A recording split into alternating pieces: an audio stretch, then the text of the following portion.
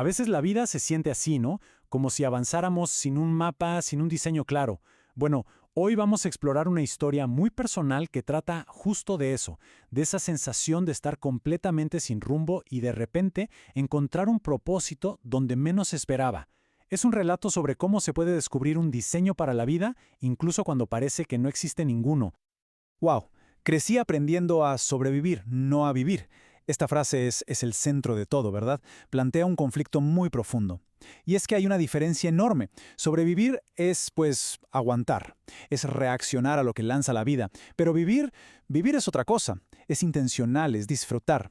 La historia que estamos viendo no se trataba de crecer o de prosperar, sino simplemente de no hundirse. Y claro, para sobrevivir, a menudo se construye una fachada. Por fuera, la imagen de ser fuerte, de poder con todo. Pero qué agotador es mantener esa máscara. Es un costo emocional altísimo. Porque por dentro, la realidad es otra. La sensación es de estar roto, en pedazos. Es una desconexión brutal entre la persona que se muestra al mundo y la que realmente se siente por dentro. Ok, entremos de lleno en esa primera etapa. Hablemos de cómo se siente vivir una vida sin diseño. La sensación era de inercia total. ¿Saben?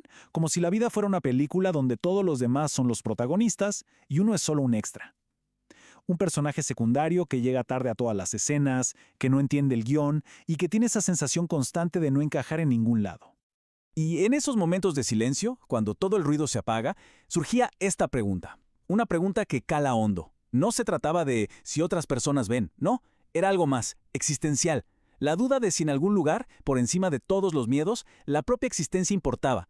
Si el propio nombre estaba anotado en algún libro, en algún lugar. Y de repente, llega un momento que lo cambia todo. Vamos a ver el punto de inflexión en esta historia. La frase inesperada. Y esto es clave, ¿eh? El protagonista de esta historia no estaba en una búsqueda espiritual, para nada. Estaba simplemente agotado. No buscaba a Dios, solo buscaba un respiro, un poco de silencio, un lugar tranquilo para escapar del ruido de afuera y, sobre todo, del de adentro. Y en ese silencio, escuche estas palabras. Dios nos escogió en Cristo antes de la fundación del mundo. Esas palabras cayeron como una piedra en un lago en calma, ¿saben? Creando ondas en una mente que llevaba demasiado tiempo estancada. Y ojo aquí, porque no fue toda la frase lo que impactó. Fue una sola palabra. Una palabra que causó un cortocircuito mental. Antes, esa pregunta, tan simple, fue como una grieta en un muro que de repente deja pasar la luz. Esa palabra desató una avalancha de preguntas. Un momento, ¿antes? O sea, ¿antes de mis errores? ¿Antes de todas mis caídas?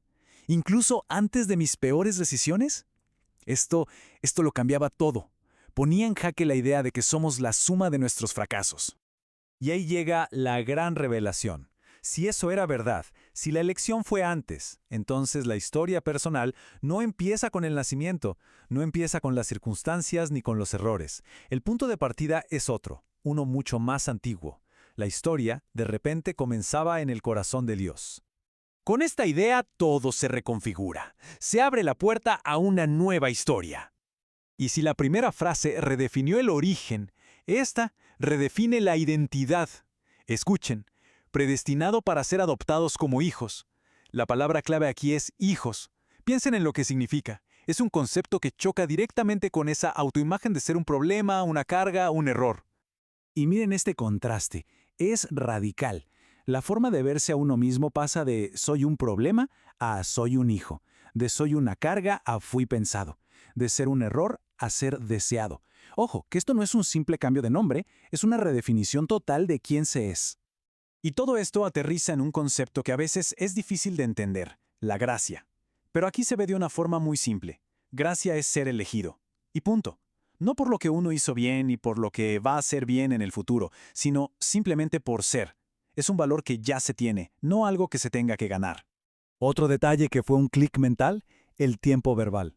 Esto no era una promesa del tipo, si te portas bien, entonces tendrás. No, era una realidad del presente. En él tenemos tiempo presente, no tendremos. La diferencia es, es todo. Bueno, y todo esto, toda esta revolución de ideas, lleva a la consecuencia final un yo completamente diferente. Y esto es lo más increíble. Afuera, nada cambió. El mundo siguió girando. Los autos seguían pasando, el cielo tenía el mismo color de siempre, pero por dentro, la persona ya no era la misma.